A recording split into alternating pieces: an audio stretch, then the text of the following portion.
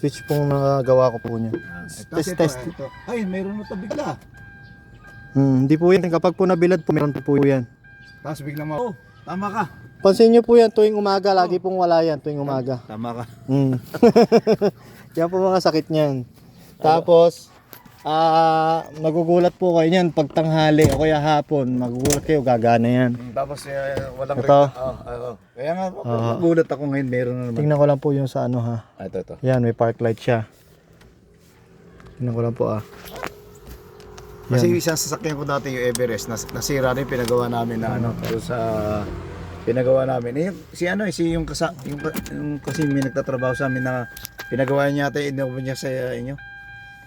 Sinabi niya sa akin na ay ginawa. Ano po yung sinasabi niyo pong nawawala? Yung isa po problem niyan, kunyari, di ba, sinusi niyo siya. Lahat po yan nakabagsak. Tapos ito nawawala. Pero ganun po ba yan minsan? hindi naman. Pag nag-ilaw lang. Yun lang. Kaya sinabi nung ito noon, hindi pinandar namin ng umaano, tapos hindi ko mapindot namin, pinadala namin. Sabi niya, yung control ng ano yan, sabi niya, yung yan. Okay na yan, natakbo na kasi may ayan o, mandar na. Yan ang tataka kung bakit. Pag Hindi po, nabilad po, pag nabilad. Ano ba problema nun? Sa board po. Board. Kumbaga parang pag naiinitan siya.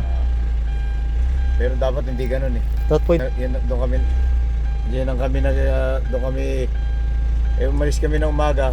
Tataka bakit ayaw. Tapos pinakitiningin namin sa buti yung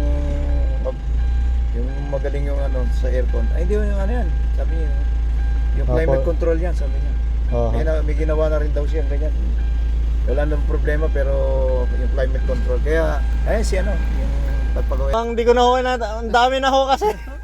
Tandem pa rin kita eh. Kaya tinanong ko sa kanya, Kaya pala siya, sir. kilala ka ba? Sabi niya, meron, sabi niya. Hinanap niya, tagal trading niya pa tagal eh. Ilang years na ba? 3 years. Tagal na po, hindi ko na. 2022. Tagal na po. Pandemic pa yan eh. Oo.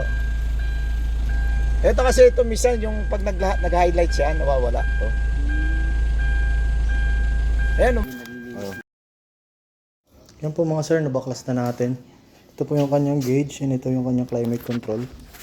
Ito po tayo isa sa Uyo, sa Quezon City. Ayan po yung kanyang unit. Yan. Kaya re-repair po muna natin. Mainit po mainit dito. Pahinga po muna tayo saglit. Ngayon, dala natin yung mga gamit. Ayan. Tingnan po natin kung mare-repair natin yan. Nagpi-flicker yung gauge niyan eh. Tingnan po natin kung ano. Tingnan natin feedback ni sir after natin i-repair. Sa climate control na yun. Ngayon lang nangyari yun. Ito medyo kasi ang problema niya, bisa bumabalik din. Siguro ganun din yan. Opo. Mga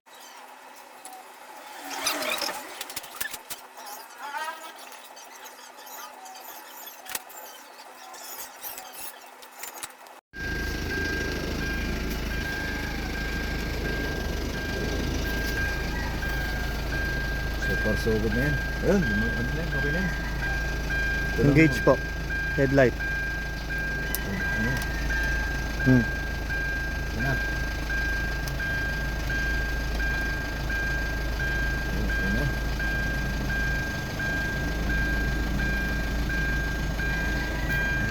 So far so good. So far so good. Okay. Okay na po. Kasi iba talaga yung iba yung nararamdaman mo na na yan. Po. Yan po. Yan. Dati namamatay yung park light niya. Pag in-headlight po Oo. Yan. Pagkain yung headlight na siya. Ngayon Po, okay na po yung Santa Fe. Ayan, okay na po. Napagana na po natin lahat. Then, napagana na rin po natin yung gauge. Ayan. Sa mga same issue, mag-message lang po kayo. Then, contact po kayo sa page. Alright. Ayan, no fix, no pay po tayo. Then, ang home service po, depende po sa area po yung service charge po natin. Ayan, thank you mga sir.